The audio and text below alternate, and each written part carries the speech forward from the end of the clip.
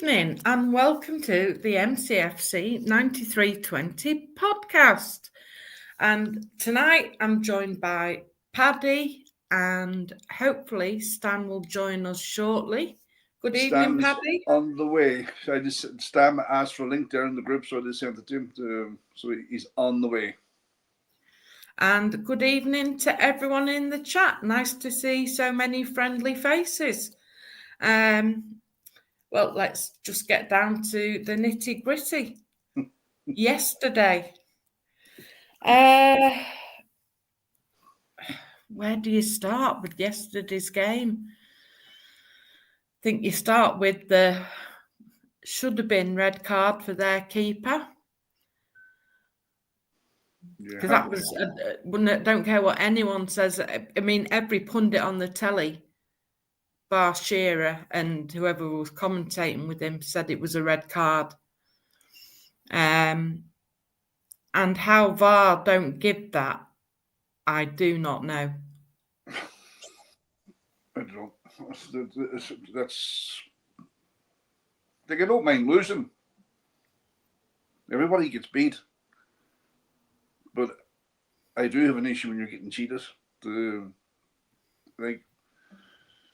You lose fair and square, you get up, you shake the person's hand, well done, you're the better man on the day. That didn't happen yesterday. But look, I'm really be honest with you. It's like take a ticket and join the queue. Like, if you think of all them incidents that have gone against us, big ones in the recent past, Walker being called over the referee starts play before Walker's back in his position and they go on to score a goal. Rashford wasn't interfering with play, but they come out afterwards and says that'll never happen again. Yesterday, the ball changed direction. Yeah, the ball changed direction because he fucking made the ball change direction. Yep. I don't know. I'm beyond words. That's just blatant cheating for me. There's no don't mind losing, but cheating is a big thing, and we were cheated yesterday. I think we were, and then we get away back into the game by getting a penalty, and our leading goal scorer, who takes penalties, decides to hand it to somebody else. Didn't fancy it?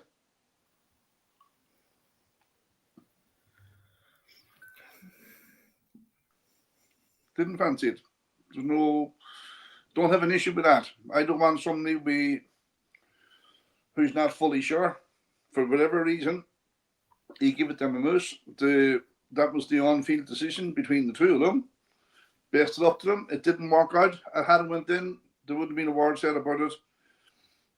Himself and Haaland made that decision. The two grown-ups, they're allowed to do that. Like, don't forget, Mamouche was the penalty taker from where he came from. So I wouldn't make too much of that. That's just an on-field decision job. Would he got a rollicking off Pep? They probably did afterwards, but that's only because we didn't win. Yeah, give the hair a brush, Stan. Needs it, Mum. Needs it. But in honesty, while we had, I think, certainly in the first half, we had 81% possession, we didn't really create that many clear-cut chances, did we? Well, I was saying, I'd be interested in Stan's point on this. I was saying to you before we come on, like I watched a lot of football today, right? I've watched 3 matches and I watch football all the time. When teams play us, they crowd the 18-yard box, so we can't run in behind them. So even if we had like Sterling and Sané and them days, they had space to run in. We don't have that space anymore unless you're going to run in behind the opposition's nets, behind the nets. There's nowhere else to go. So we have no choice but to pass it across the front and try and work it in that way. Like, when Dougal gets the ball, or any of our wingers get the ball, there's 2 and 3 players on them straight away. That didn't. You watch any other match, that doesn't happen. It's normally 1-on-1. But they know if they go 1-on-1 with any of our wingers, they're going to get skinned. So there's nowhere for us to go. Yes, you can cross the ball into the. As I see people make a reference to Haaland, the 6'4" striker. Yeah, cross the ball into him all day long. There's big defenders on there amongst them who will deal with that 9 times out of 10. So, I don't have the answers. Don't get me wrong, I'm as frustrated as everybody else. I don't have the answers, but one thing I can see with my own eyes is we don't have the space to run into because they're in the 18-yard box. Even Southampton today played Everton. They were camped in the 18-yard box against us. They weren't against Everton today. What's the answer? You can have a speed merchant, you can have fucking Usain Bolt. If there's nowhere to run into, you can't create space. What do you think, Stan? Yeah, you're right. This is why he let Sane and a couple of the others go, ones that could push the ball and they have the speed to get in behind. We don't get the space to get in behind anymore. We need people who can play in tight areas and not be given much chance, because Doku and Savio, inevitably they'll get double marked. There's nobody there for them to pass through, because Haaland will do his own little runs irrespective of who's on there. I think the only thing that's interesting is that since Haaland's come back, we've not stopped creating chances. We've created I think we've had nearly 40 odd shots, and we've created loads of chances. Enough to win both games several times over. We're just not converted it, because once he comes back, it's like the Tevez syndrome. If you've got a guy there that's loading the gun, if he doesn't shoot properly, you're a bit knackered. We were doing fine, and then Haaland's come back and the goals have dried up. That's probably the only real criticism I have, because at the end of the day, anyone who says we don't attack, or we're not attacking, or we don't create chances or anything like that, just clearly not watching the matches. We create hundreds of chances. The only bright point for me yesterday was bringing on Echeverry, whatever his name is. That was the only bright point of the day, because he looked very up for it when he came on. I'll tell you one thing though, what's his main strength? What's he very good at? Go on, Stan. But he plays in the middle and he can keep the ball under pressure. He's somebody who can play in tight spaces. And rightly or wrongly, I think that's why he brought him on, because he thought there's somebody here in the middle who can, sort of be able to weave his way through. He had a chance, he nearly scored, he probably should have scored. But, yeah, would you throw a 19-year-old on his debut in an FA Cup final? Probably not, but that's Pep, innit? That's why he wins so many things. He will make... I heard this years ago that, you wait in the stock exchange, the way you're making money isn't always making the right decisions. It's making the right decisions when everyone else makes the wrong decision. And it's right. It's spot on, because you need to have that little bit of difference to make, your chances come along or your team do well. And everyone thinks you're going to be doing such and such. Pep doesn't do that. He will, more often than not, get it right. I think that's why he plays. I think that's why he plays Lewis, Stan, just to even firm up your point even further. Lewis, yeah, not the greatest defender, but that's not his natural position. But he's very good in the tight spaces around the box. He's very good at finding space and playing 1-2s and stuff like that. That would be a strength of Lewis, and that's probably why he plays him in there.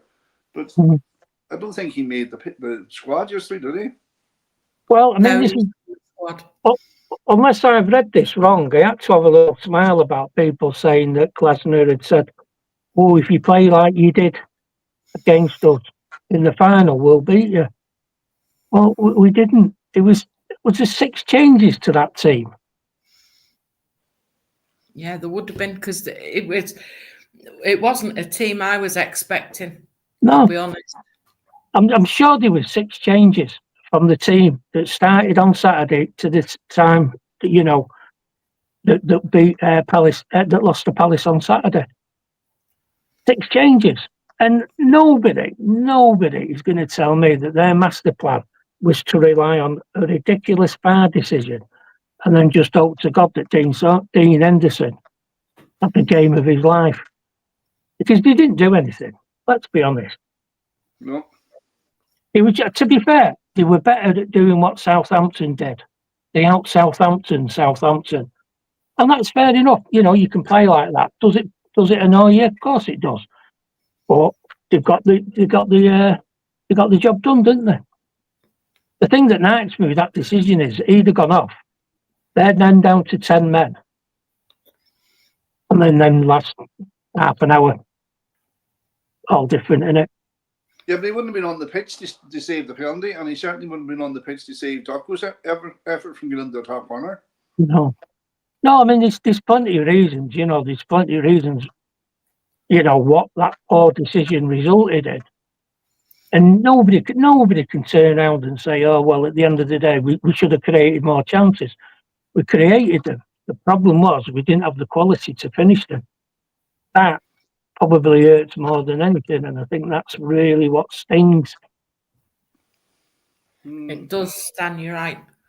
Because you look at our front line and you think, how can you say we haven't got the quality? We have. But you think Stan, we cleared very clear and obvious clear chances yesterday? Yeah, I think we missed 3 big chances.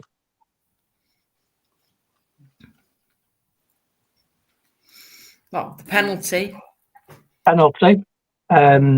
near the end, just mentioned him. I'm getting more like Jack Charlton every week. and the wee fella on the wing,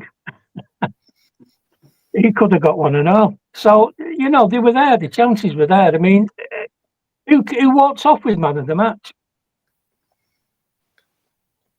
Dean Henderson. Now, your goalkeeper doesn't become man of the match because you put 90 minutes of attacking football and absolutely bombed it. You only become the player of the match as a goalkeeper because your own team in front of you didn't get out of your own half for an entire game. You know what I'm laughing at, Stan? Nicky Weaver, we get beat 5-0 at Arsenal, Nicky Weaver gets fucking man of the match. Yeah, it always happens. I mean, you look at this is their defensive third. This is Palace's defensive third. Over half the game was played there. Just 15% was played in our defensive third. Which I think, Stan, that will influence our summer signings. People who can play in the tight spaces. 100%. And I think he's alluded to that before, that things change. We can't get in. I mean, again, there was 11 players behind the ball. Again, that's up to them. That's something they can do. Palace haven't done anything illegal there. Let's our beef isn't with Palace. Palace had a game plan. They did it effective. Yes, they got a helping hand and they were lucky, but that's football, isn't it? So congratulations, Palace. I've got no beef with them winning the cup, but I do have a little bit of beef with them. It was just the finishing, really. On another day, if we'd have won that 3-1, nobody would have said a word.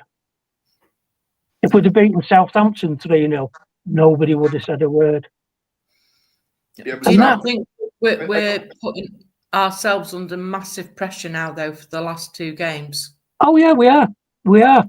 And again, that's annoying because we got that bit of form. We were moving into it. There was a very good chance that we could have finished second. Well, there wasn't a very good chance, but there was a realistic chance that we could finish second. We blew it against Southampton. I don't want to say everything's doom and gloom and bad luck and misery. It's not. It's just frustrating as hell because both those games we did do enough to win. There's no doubt about that. Just a quick one. I'm just reading. I've kind of stopped reading the comments for a minute or two, so I apologise. But I just see we've been infiltrated, and I think somebody needs to be careful. Can you read that? Where's that Bill and Andy tonight? Is it? That's Andy. That's put that on. There's only one person can write that. Exactly. The show isn't as good when he's not on. No, it's better. Yes, exactly. Deluded bellend. But yeah, look, it is. I think there is a theme of frustration. If we beat the Bournemouth on Tuesday night and then beat Fulham away and we qualify for the Champions League, then we have 3 or 4 weeks off. We haven't even got 3 or 4 weeks off. Well, the players wanted 3 or 4 weeks off because they're going to America for this World Club, whatever the F you call it. World Cup. But I definitely do think it'll influence the type of players that we're going to sign this summer. Definitely. Massively. And I tell you what, from the City fan there, he's spot on. There was another one. I was glad that Haaland held the ball for so long because everybody thought it's going to be him.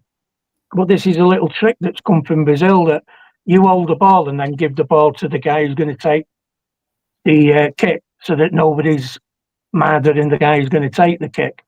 You know, somebody will come up on you and you're in your ear saying you're going to miss, or that keeper's looking big, the next looking small, and they'll play mind games with you, thinking that you're going to take that penalty kick. You then give it to the guy who's giving the penalty kick, and it doesn't matter. It's just, a little bit of psychology gone wrong. But the amount of time they were waiting for that, bloody hell! There was another good 2 minutes. He was stood there waiting to take that kick. So. Yeah, but you still. I know that there's no guarantees in life, but as a professional footballer, you should be able to score from 12 yards out. Like, if that's your bread and butter, you know what I mean? That you should be able to. They don't know, do they? I mean, you can look at Messi, and his record on penalties isn't great. It's not like you're just kicking the ball and there's nobody there. You've got the nerves, you've got all that. And this is why golfers do practice putts. When people say, you can't practice a penalty kick because you can't recreate anything. It's a closed motor skill, and you can practice it. And that's why golfers do practice it. They don't import 20,000 screaming fans around the green while they're practicing. They just do it and do it and do it and block out all external noise and pressure, so that when they come to do it, like that player as well, you don't get like 2,000 fans from the alley pally down at the local dog and duck while you're practicing. I know they don't practice anymore down at the local dog and duck. They can do it at home, but they don't have people giving it, the theme tune and dressing up as a dinosaur or whatever they do nowadays.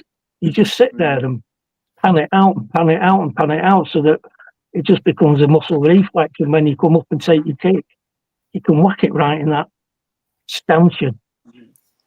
Well, not at the stanchion, obviously. That comment there by the nameless one, is it? Yeah. Like, we're at risk of doing more harm than good if we do too much surgery on that team for next year.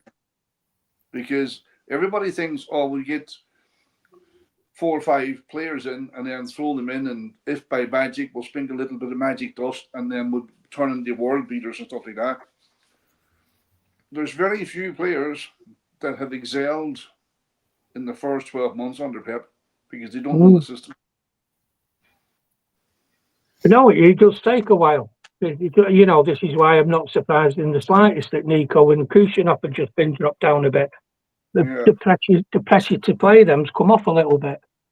Now, one thing that does make me smile is when you look at that subs bench, right, yesterday, And you look at some of the, what we call them, scapegoats that City fans have done throughout the season, and they're now screaming that, we got beat.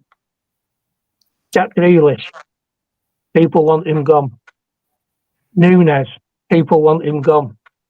That was only my crib yesterday, Stan. Hang on. It's not finished yet, Paddy. It's not finished. Edison, some want him gone. Gundogan, people want him gone. Phil Foden needs to go in a psychiatric ward. It's like, hang on a minute, most of them players played in that against Palace and beat them 5-2. So, what's going on here? Have one or two fans over, to use the analogy with Pep when he gets something wrong? Have a few thousand of our fans overthought what went on yesterday? Yeah, well, look, if I was being hypercritical, I'd like to see Nunes play instead of Akanji. No, that's a fair shout. Nothing yesterday. It's a fair shout, and yet people didn't want him. If they'd have had the way, he would have gone in January. Yeah, you see, It's the beauty of being a fan, isn't it? Our decisions and our choices don't mean anything. I mean, I think, what was it? The first time I saw it, was somebody on our PUBcasr said, this was in the January. I think we'd drawn away at Newcastle or something. We need to strip this club right down, get rid of all the players, the managers, a lot, and just start again. 3 months later, we'd won. I think we'd won 3 trophies or something, and it was like, what are you on about? I mean, yes, you know what, guys? Sometimes it's a brutal truth, but sometimes, no matter how good you are and what you've done and all the little things that go on in the season, you won't win something. Oh, that's life. And anyone there's more and more of our fans, Stan, not accepting that. Well, I think 1 or 2 have to realise that they are actually becoming what's the term for that when you don't get their own way and snowflakes. I think that's what it is. Spoiled. Go on, you have a go, Anne-Marie. Throw another one in. Snowflakes, spoiled, entitled. Entitled. That's the word that comes to my mind. Like you just go to Wembley, turn up and win. That's, and it just doesn't work that way. It's a bit of a raggy mindset, isn't it? Well, of course it is, but it's like. Do you remember what was it? It's 10 years ago, I think, going to Wembley and playing Wigan. Yeah. I'm sorry, I'm just pointing there. Kathy's nailed it on the head. Yeah. I can read properly. My glasses. I'm on my phone here. I can barely read it. It is Kathy, isn't it? There was nothing. I say there was nothing wrong with the passing and what we were doing and all that. And there wasn't a great deal wrong with it. We just didn't finish the chances. That was it. And boy, is that frustrating. I mean, who was it we played in the cup last year away in Europe? I think we had 5 shots, 4 went in, and Porto away was one of the greatest games ever. But we weren't a 4-0 win or 4-1 win, better than they were. But the 5 shots we had, 4 went in. We've had, what was it? Just give us a minute here. I want to make sure that this is right. Just to pick up on Blue Heart's point there, I think Blue Heart's 100% right. I think next season is Pep's last. He's got back with his wife, and fair play to him. And I think he's probably told her, look, give me 1 more season at Man City, and then I'll move back to Spain with you and the kids. I think next season's the last. Yeah, they might do. Might do. I don't think there's going to be mates then. I think that's nailed on. Are you going to double guess Pep? Well, life outside of football is more important than life inside of football. I think the reason why he broke up was when he renewed his contract for 2 years. I mean, well, if he's going back because of his own situation, and it'll keep him mentally sane and all the important things to him in life, his family and all that. If that's the reason he's going, then fair enough. We owe him nothing. The guy's coming and absolutely devastated the league. And it's not just the trophies that he's won for us. He's absolutely obliterated Liverpool, Arsenal, United fans.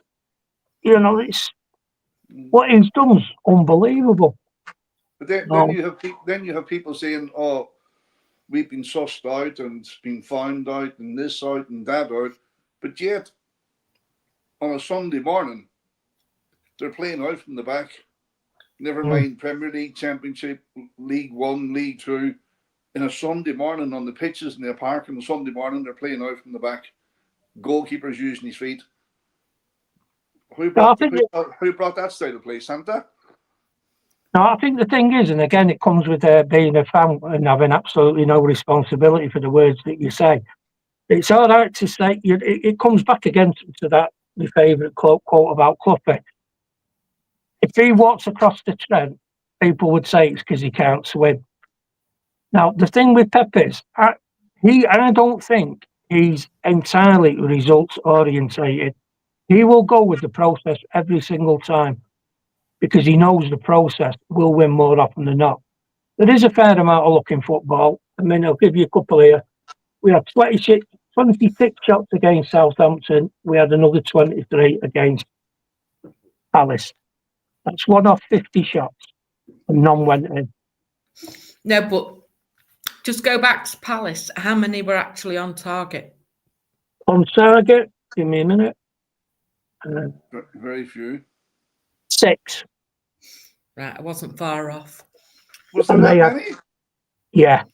You don't realise, Paddy, honestly, you don't realise we were nowhere near as bad as people are cracking on. They had 2 shots. I don't think we played bad yesterday. Not by a million miles to be played bad yesterday. What started for me was obviously the decision that we didn't get. We didn't play bad, and I think that's why Pep set the team up the way he set it up, because he knew Palace were going to sit back and counter attack. Yeah, I'm just looking through a couple of things here, like Haaland in the first 5 minutes. He had a good chance. You remember that? That was a good chance. Josko, he got the keeper save that one. The Kanji, the corner, the header, would have gone in. That was in the first 20 minutes, and we buried them the first 20 minutes. Don't get the ball in. And then the one thing everyone then remembers is they have their first chance. Not even their first chance, their first break out of their own half, and they score. Just Gordon's point there about becoming a top 4 team. What's that based on, Gordon? Is that based on this year and this year only, or like people in life, right? It's easier to focus on the unhelpful part of life or the negative part of life, or point out what's wrong and point out it's not going well. No, it's like 4 in a row, the 100 points, the treble. It didn't exist. Now we're. I'm not saying Gordon's saying 100%. We're going to be a top 4 team, but like that's based off one unsuccessful season. What about the previous? I'll be honest with you, Paddy. I think that's what Gordon's saying, because at the end there he says, I can live with that after what we've won. What I think what he's saying is that if we ended up a top 4 team, that's fair enough. Bearing in mind what we've won, we've had a great ride. We have had a great ride. I think that's what he's getting at. And again, it comes back to maybe we might have to adapt. We don't know, do we? This is the problem. It's like, after fan base has had a meltdown after one season where it's been. I think let's just have a look at this next comment, and I'll be interested to see what your perspective is on this.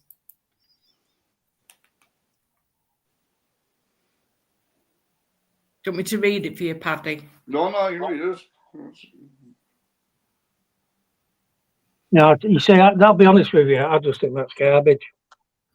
Yeah, I think it is as well. But you see, do you know what's wrong, right? The media, commentators, and the media feed a narrative. And if you repeat something often enough, people will start to say, "Oh, maybe that's true, or maybe that's this, maybe that's that." I have seen that comment wrote several hundred times by several different sources, journalists, that twat in Germany. It's all about Pep. It's all about Pep. That's why he makes all these decisions. That's why he does this. I think he's in Saloon. That twat's not in Germany. He's in Saloon. Who? Our twat. Yeah, he isn't. Sorry, you didn't make that clear there. I wasn't sure who you were on about. And just for everyone watching, Andy's away again, but he's not allowed on. On a narrative that's been fed, and it's repeated by. Unfortunately, it's getting repeated by our so-called fans now, who can't actually decipher and make up their own mind using their own intelligence, seeing what they're seeing.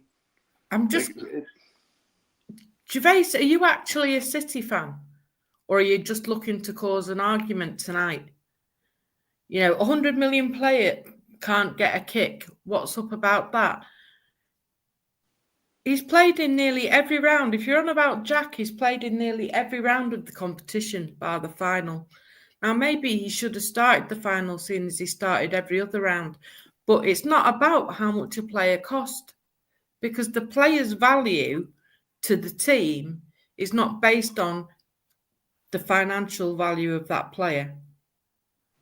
So I think, you know, you need to take the focus off how much a player's cost us.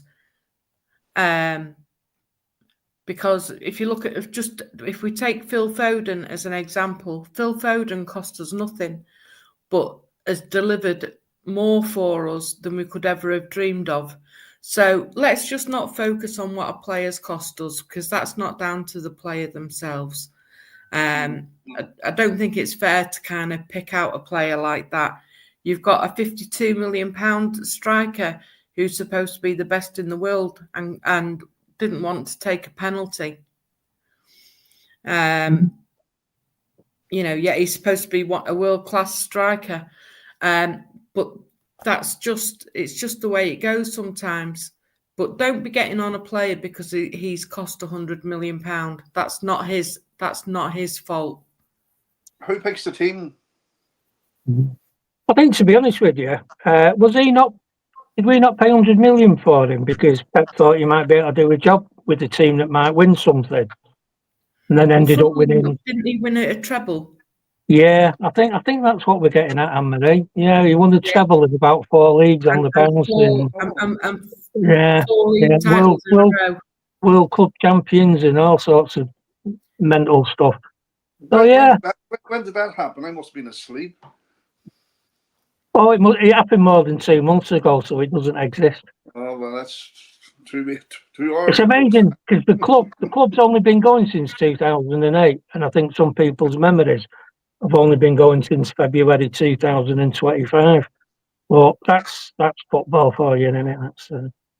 That's the media generation. Absolutely. Let's get clicks. Let's get moaning and getting clicks. Never solve anything. Just moan. Oh, we can all do that. Me and Paddy are right pair of grumpy old men. If you want to hear some complaining, we can get through it.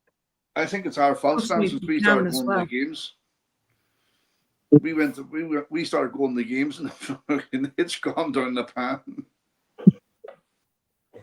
Well, I've not seen us lose this year.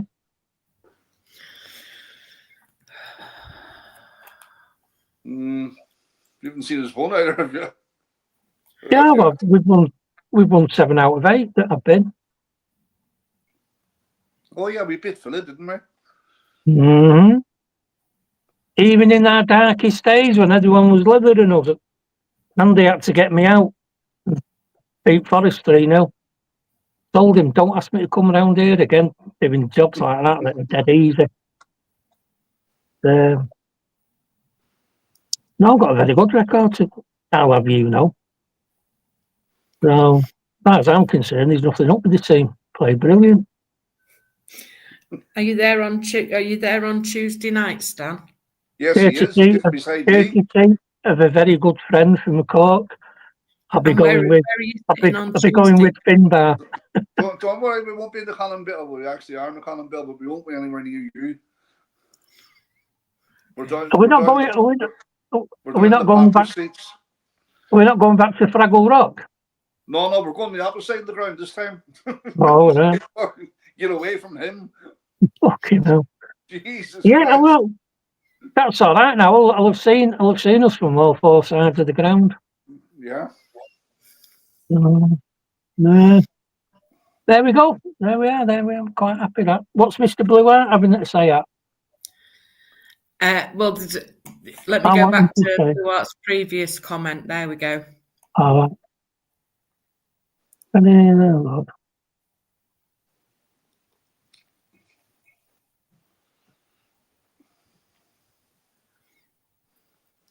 Give him a sabbatical for a while.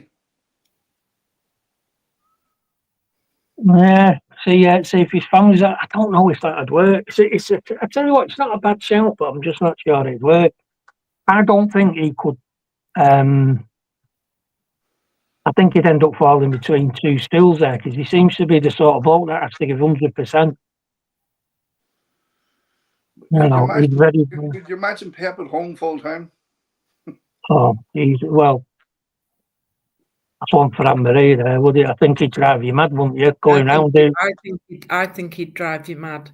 Yeah. I think it'd be. I pity his wife when he does retire. He's one of them, wasn't he? The Kevin De Bruyne documentary, when he went behind the scenes with his wife and kids and stuff like that, and when he was injured, like 3-4 years ago, before the injuries really got bad. He's supposed to be off his feet, and his wife was saying he's an absolute fucking nightmare. He stood in front of the TV, roaring at the TV when we were playing. And she says, "I'm so glad when he's not injured that he hits the F out of the house." She says, "Because I can't stick him around the place." No, he's definitely one of them that you'd have to ask him to lift his legs up while you were hoovering, and you needed to get under there to get the cap from under the table. Didn't Pep knock Gundogan up at 2:30 in the morning? Did he discuss tactics?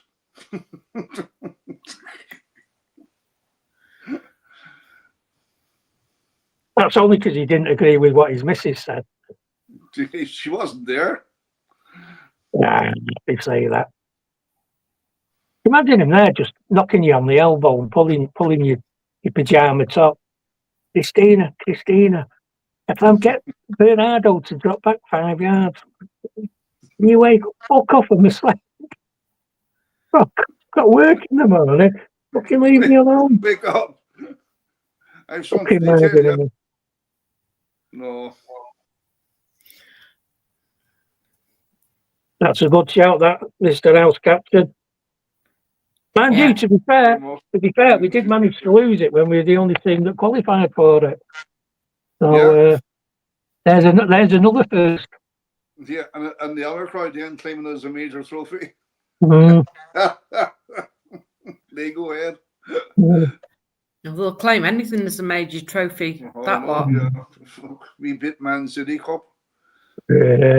Bless him. So how are we feeling about Tuesday night? Are we confident? Yes. I think he's going to get the lads back in. Who? The Zimmer force. The armchair blast is coming in. Yeah, I tell you. There'll be Zimmers everywhere on Tuesday night. Gum's going to be back. Silver will be in there. Kev's last stand. He'll be in there. Will Kevin start on Tuesday? Hopefully not. It's a good question, that. Don't know. I'm sorry. Kevin De Bruyne is not the player he was. No way. No, the more we've seen of him since he said he's going, the more, as much as it breaks my heart, the more I think it is completely the right decision. Oh, 100%. Jesus Christ, Stevie Wonder could see that. You know, I mean, people saying, "Oh, he's had a good kick. Can't we have him for another year and have him round?" Well, yeah, but it's going to make the break. Make the break. You don't want to be. You end up. You don't want to be that team. And we were that team years ago, where you had 4 or 5 players hanging around because we didn't know what to do with them. You know, and it's hard, and things have changed since then as well.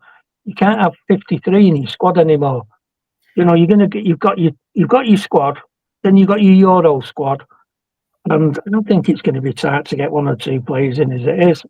But Do you think John Stones is in danger of being let go as well? well, mainly on the fact that can you get I was going to say, can you get 100% out of him? But I'd be quite happy if we've got 75% out of him. And even then, it'll have to be a no, because there's no point in paying somebody just to make sure that the treadmill works in the physio room. Which, to be fair, he's done a sterling job on that. Because I know Kev's on big money and all that kind of carry on, but we've already said here in the last 2 seasons, he's only played 1 season. I'd say John Stones is not far behind him. No, again, Staffy Dave, I think he's right there. It's heartbreaking. It really is, but you know, we're almost on the verge of like your old dog, don't you? Sometimes it's just easier to put them to sleep. No, it's not. I've never had a dog, Paddy, so I'll go with your experience on that. But fucking nuts. You know the point I'm making. Yeah, and I did that. I had a German Shepherd. She had a hormone disorder, and I kept her alive for 6 weeks longer than I should have. But I remember going to that vet that day. They put that dog to sleep, and it was a search dog. I couldn't drive home. I couldn't see the road. It broke my heart. It took me 6 months to get over it. Letting KDB wouldn't be a fraction of that. But I can see. So we know Kev's going. I think Bernardo's going. I don't think so. I think he is. He's a funny one, isn't he? He seems to be moaning for the last 3 or 4 years that he wants to go. Then he stayed. He's done all right, but now he's not saying anything.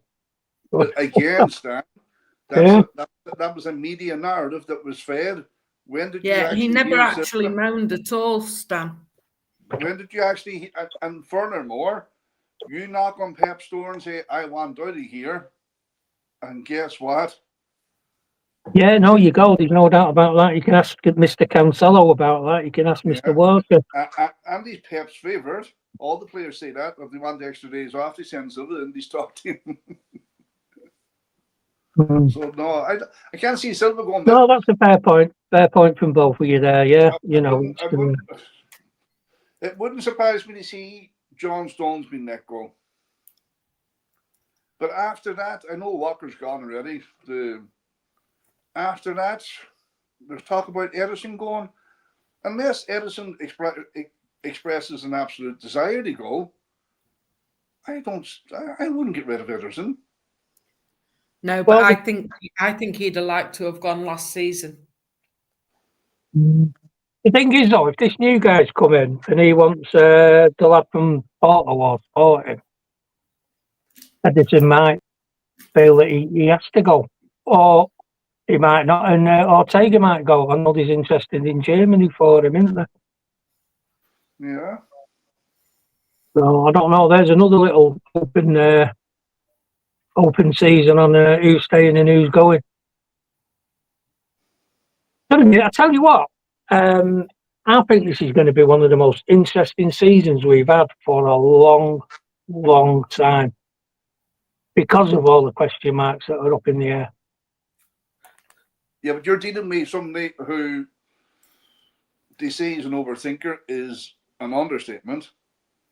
So, like, he has seen what's happened to us in terms of this continuous low block that people are playing against us. I think as sure as night follows day, he'd spend the summer working out a system to overcome that. Well, again, this Burt thing last week, that was, you know, our this team leader told us that was pretty much dead. But it looks like Virts is back on the menu. Now, he is good. He is good at getting wriggling around in little tight holes. So, you know, and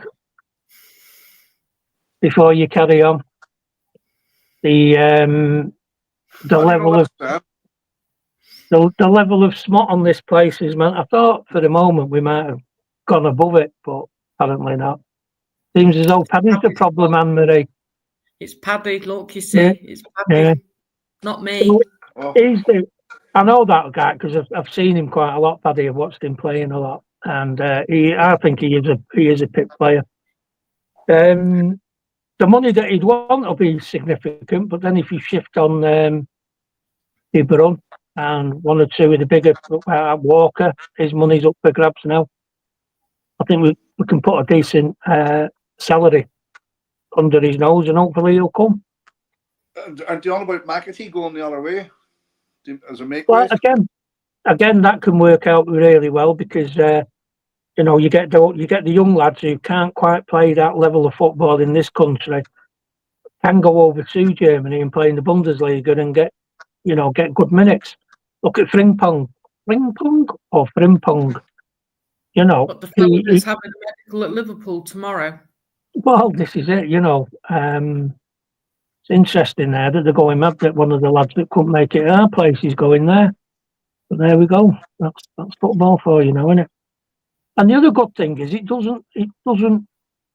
We've always said like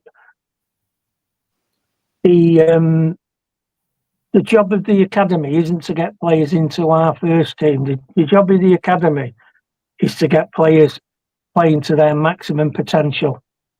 And we know that not every player's maximum potential will get them into our squad. But we then see, you know, if there's a steady route, if you can't quite make it here, you can come to England, or you could go to Germany, you can go to the States, you can go to Brazil. There's plenty of places you can go to where you can find a level of football that you could enjoy a different, you know, way you're living. Stan, there's 4 in the Chelsea team. You what? There's 4 EDS players in the Chelsea team right now. Tosin, Palmer, Latvia. Who's the other one? There is another. Yeah. He played in Germany. Sancho. Yeah. So there you are, you see. You know, if you don't quite make it at City, you can still play in the Premier and go to Chelsea. It'd be embarrassing, but you know, you'd get good money and you'd live in London. That's 50% of nearly 50% of a Premiership team. So it's there, but we've always said it. Just a shame this year that we've done so well and then just got pinged by a Villa in 2 finals. It was disappointing, but there we go. That's why I still learn. Most of them will get. I'm just looking at your list of players that you think will leave or go on loan. Why would you have Edison and Ortega going? I can't see you bringing in 2 new keepers, but that's just me. He's getting rid of 3 keepers. Oh yeah, Carson as well. Carson.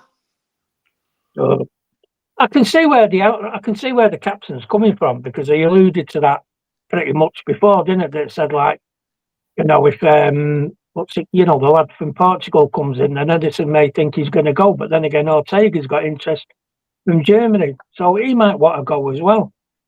I don't think Carson will go because, unfortunately, that's one of the few places in the squad whereby you can. It's worth having you around if you're just going to keep the other 2 on the toes in practice, because it's such a different position and mindset. You know, you can be an outfield player and play left back or right back, but you can't be a goalkeeper, can you? Unless you're Edison and then go and play in midfield. There's another one. There's another one Chelsea could have for their midfield. Edison.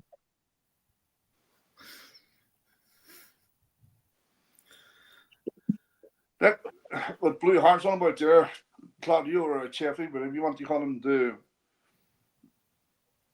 like I've seen bits of him playing in Argentina. He is a baller, like. Yeah, he is. You know. He is. And there's like, even his last player, Nico Riley. I won't be surprised. Seriously, Paddy, I would not be surprised on Tuesday night with Bournemouth having seen what everyone's done in the last two games, that he doesn't start, and then he might bring on Kev. Yeah, Kev will either start or he'll come on, but he'll have to get a send off from the team, the fans. That's what I'm saying. He might play extra for 75, 80 minutes and then bring on Kev.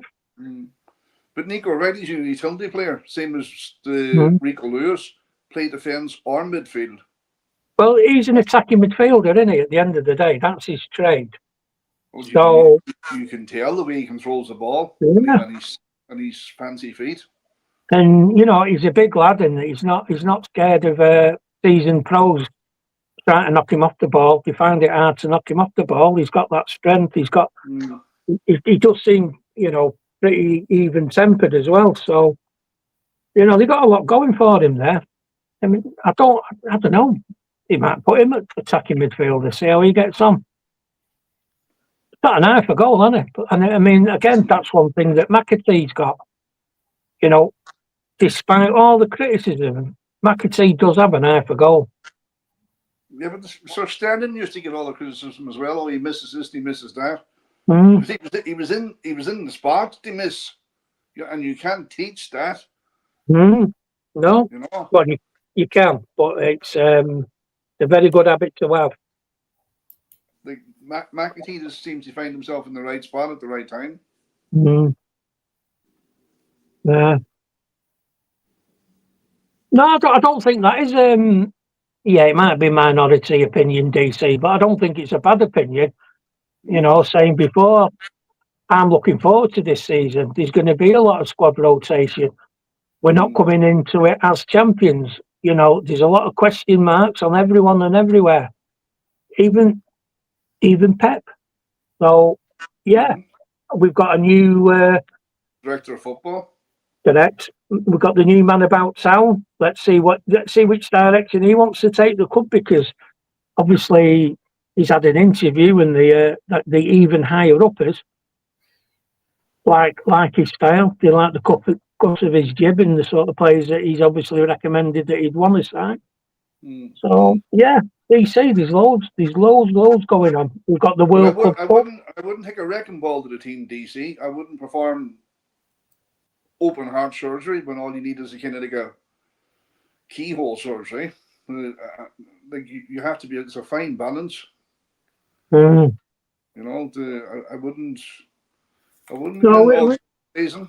House captain sums it up well. Yeah, I think you're right there. I don't know about that. No, I don't think it's going to be. Like you think, okay, 2 seasons from now, right? Rico Lewis is still going to be there. Hayes is going to be there. Hussernoff is going to be there. Diaz is going to be there. Guardiola is going to be there. Like that's not a bad back four to choose from. No, it's not. And we can still buy a couple of players. So, like up front, you don't need anyone. Haaland and the Mamous are going to be there for the next 5 years at least. And then middle of the park, you have the Gonzalez, you have Nico Reedy, you have Rodri, you have that fella come on yesterday, the Claudio Echeverri. I'll tell you what, Paddy. Here's one for you, Paddy. One for you as well, AMC. Right. if somebody came along to you now, and bearing in mind what you just said there, Paddy, Haaland's going to be there for the next 10 years.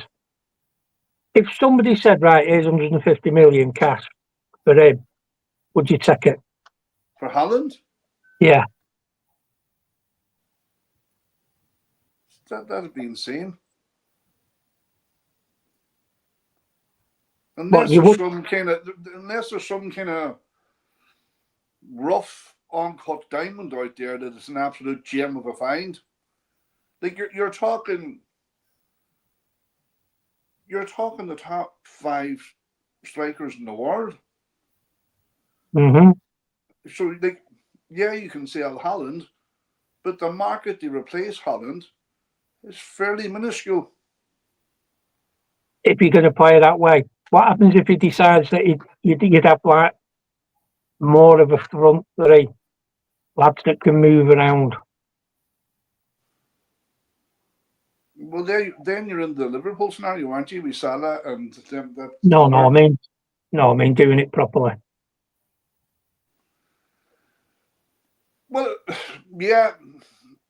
Would it combat the low block? Yeah, because they wouldn't know who to pick up. Haaland is very easy to mark. He's fucking 6'4". He's building a tank. Put 2 men on him to take them out of the game. It was almost like what you're saying is going back to almost like when we won the league playing a false 9. Mm. The thing is,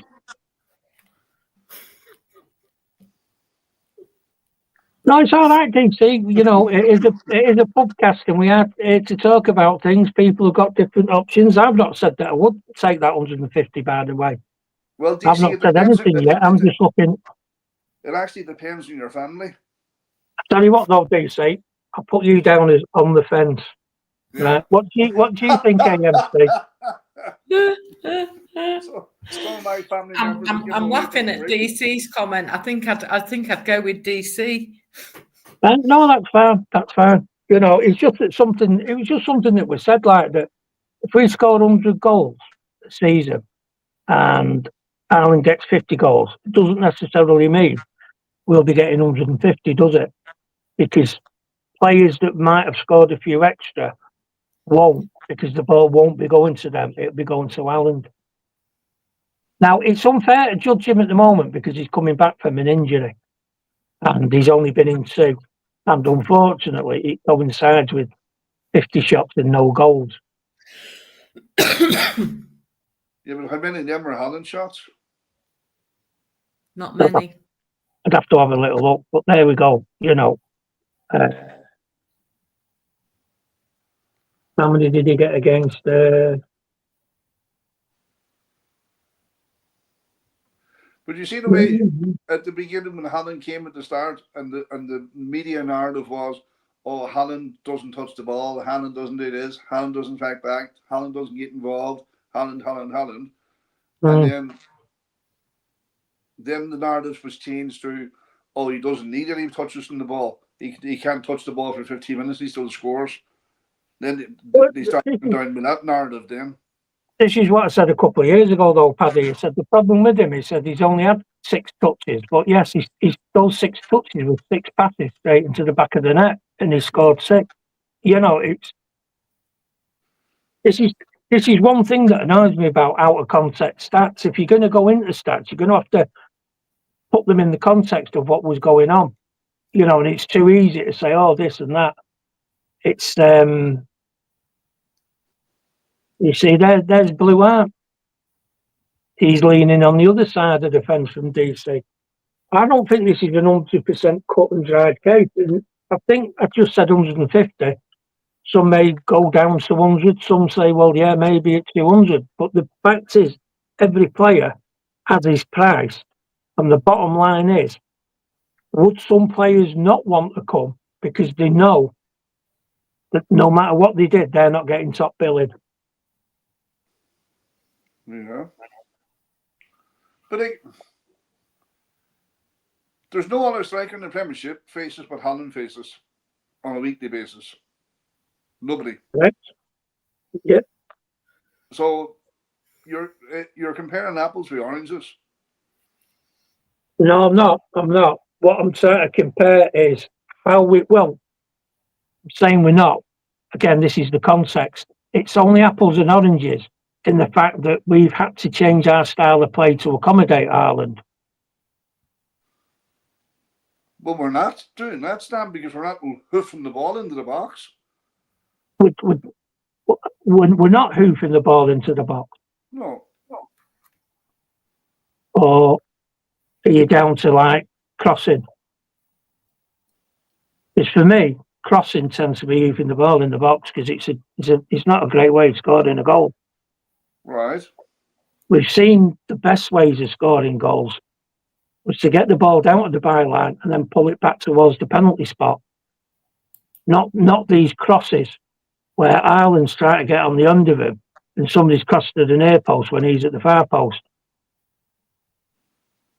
You know what I mean? It's okay. Well, not a lot. I'll ask you a different way. Do you think that team, as it is, plays to Haaland's strengths? No. But, and this is the crucial bit, what is Haaland's strength? Breaking away, one-on-one with defenders. Right. And what are we not getting at the moment? The quick through ball. Yeah. Why? We don't play it because we're too slow at passing the ball round the back. Well, there is she is right, Stan. She is right. There is a degree of slowness, but what you're about to say is also right about we don't have the space. He doesn't have the space to run into. We can't winkle teams out. Yeah, and Man Moose is finding that out now. He doesn't have half the pitch to run into anymore. He's running into a wall of 5 or 6 but the players. biggest problem is it takes us far too long to get the ball forward. That's the biggest issue.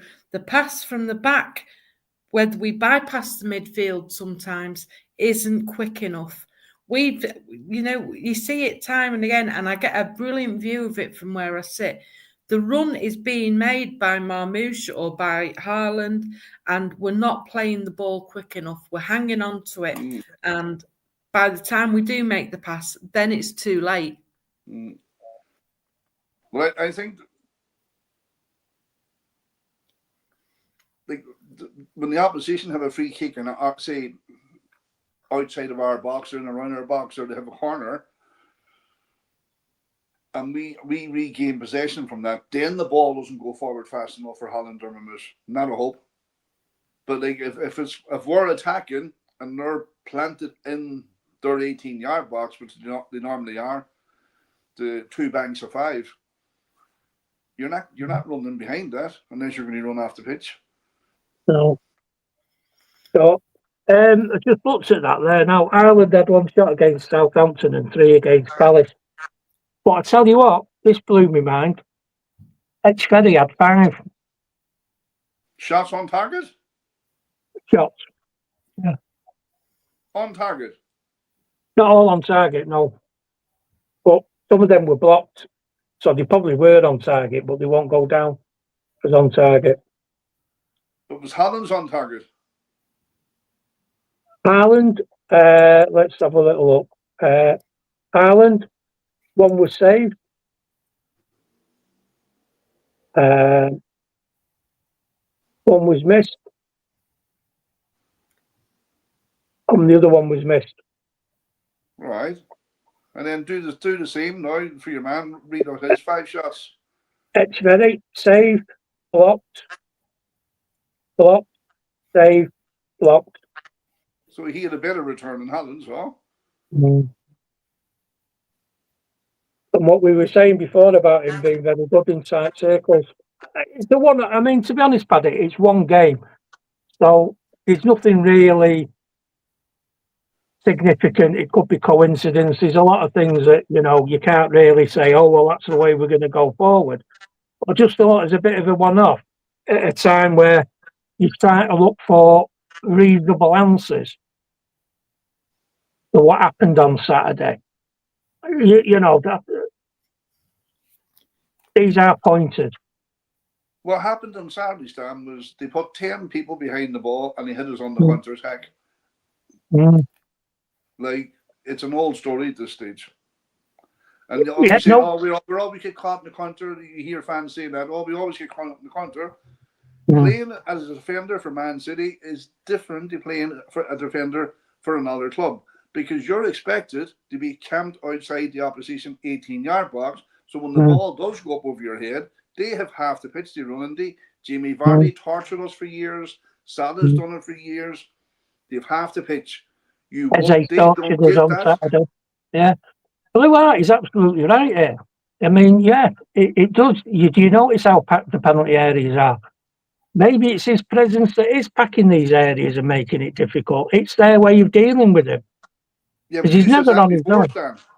You said that before. When there's 2 or 3, Haaland is occupying 2 or 3 players, or Doku is occupying 2 or 3 players, they should be able to slip a pass in and find a way past that.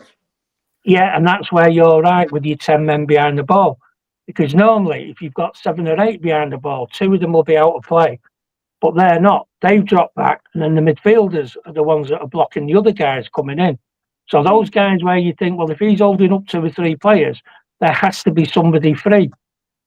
Not when we play, because they will put 5 at the back, and then they'll put 5 across the middle. And then you can't get in. You can't get in the channels, and nobody's free, because everyone's been man to man. So then you need to be taking, like you want to be like Roberto Carlos, scoring 40-yard screamers. The one in. I think it's time to move on from yesterday's game, because between now and next week, when we meet again, we've got 2 huge games. We're at home to Bournemouth on Tuesday night for King Kev's farewell, and then we're away next Sunday against Fulham. And by this time next week, we'll know one way or another what competition we're playing in next season. Champions League or nothing. They're both on the table, aren't they? We could end up with the Europa League, yeah. You know what? As a fan, and obviously it won't cost me anything, why not give it a go? If we win it, we're back in the Champions League. Thursday, Sunday, not good. Not good for the team, Stan. No. Plus the fact we're won the league. We won't be Thursday, Sunday. We won't be Thursday, Sunday, though, will we? We'll be Thursday, Saturday dinner. Yeah. Well, you never know what things dickheads might do. Tell you what, though, I am being a little bit devilish, but I think we've got a team that could win that Europa League. I don't mean the first team. I'm talking your Nico O'Reillys and all them. Give some of your Rico Lewises and give them more time and get them involved. No, Stan, we're not going into the Europa League. As much as I hate the Champions League, we want the Champions League. No, I know we do. I'm just thinking down. You're just being antagonistic, Stan. I'm not. I'm just talking about. You think we'd be better off in the Europa? No, I've not said that. Whoa. I've not said that at all. What I said, would be interesting. I've not said it. I've not said it at all. Nothing like that. What I just said, and then open it up, because at the moment, what I did say was, everything's on the table, isn't it? From not being in anything right the way through to the Champions League. So I thought if we talked about all 3 of them, start with the Europa League. Nobody wants to be in it, but sometimes things are forced on you, aren't they? We'd cross that bridge when we come to it. We'd know next Sunday night. Well, we're fucking coming to it very quick. Whatever it is, it's coming. You just bring your A game on Tuesday night. I'll bring my A game, and we'll be laughing. Lads. Yeah. Fast forward 1 week and Stan's banned from fucking the Etihad. Well, I tell you, if that guy didn't get banned the last night, we're never getting banned. Jesus Christ! Well, I don't know. I hope he's recovered. We'd be safe enough. So, what are your predictions for our next two games? And we'll start with you, Paddy. 3-1, 2-0. Boom. Bring on the Champions League. What do you think, Stan? 8-0 and 8-0. You're consistent anyway. Well, I'll go for 3-1 in both games. You've got to have confidence. You've got to have faith, as George Michael said. Yeah, but Stan, after watching the last two games, we're never going to score 8 in a game again. That's history, Emery. Stop talking about history. I'm just waiting.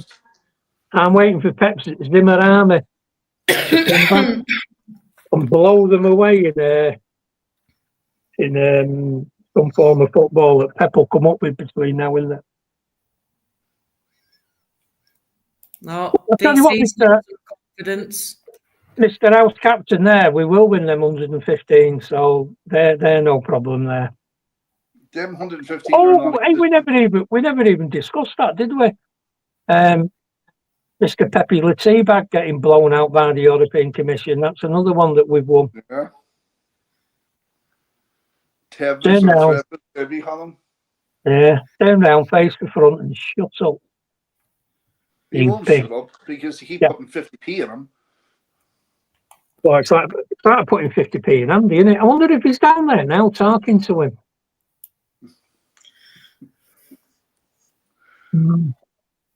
Are we going to run on the pitch on Tuesday? Well, I'm bringing me boots, Blue Heart. You never know, that injury list is... Did you see the statement Man City put out today on their Twitter account? No. If you run on the pitch, you're getting a lifetime ban. And if an under 18-year-old runs on the pitch, the adult along with them is getting a lifetime ban. Good luck with that. Tell you what, they need to show them pictures of that day when we beat Charlton and everybody was on the pitch. Can't make any promises, Blue Heart. Although he's spoken for, isn't he? Yeah. Maya Jammer, lucky girl. That's only because we haven't met UAMC. That's exactly it, Stan. And on that bombshell, we'll see you all next week in the Champions League. So, I think that's pretty much it, folks. And as always, thanks for your contributions in the chat, and thanks Paddy and Stan. And thankfully we had no gatecrasher tonight. I like DC there at the end with the 93rd minute winner right there. And all being well, we will see you all next Sunday in the Champions League. So have a good week, everybody. Take care. Enjoy the game Tuesday night. Don't get too depressed at Kev leaving. It's just a good time to move on. And we'll see you all next week. Take care, everyone. Bye, folks. Up the dirty oil cheating black blue bastards. Come on.